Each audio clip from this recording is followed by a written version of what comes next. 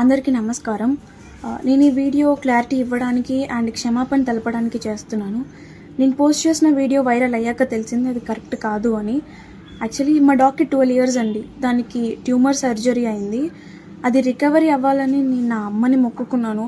So అది recovery అయింది, నడుస్తుంది. సో ఆ మొక్కు చెల్లించాలని మా డాగ్ని బంగారం తూకం వేయడం జరిగింది.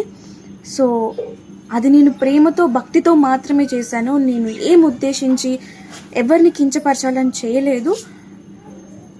మన మేడారం జాతర సాంప్రదాయం ప్రకారం, గిరిజనుల ఆచారాల ప్రకారం అది తప్పు అని నేను ఇప్పుడే తెలుసుకున్నాను.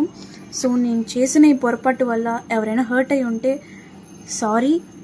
అండ్ ఇలాంటి పొరపాట్లు మళ్ళీ జరగవు, అలాంటి తప్పు మళ్ళీ చేయను. నేను మన సాంప్రదాయాన్ని ఎప్పుడు గౌరవిస్తూనే ఉంటాను. ఈ విషయాన్ని ఇక్కడితో ముగించాలని మిమ్మల్ని అందరినీ సిన్సియర్గా కోరుతున్నాను.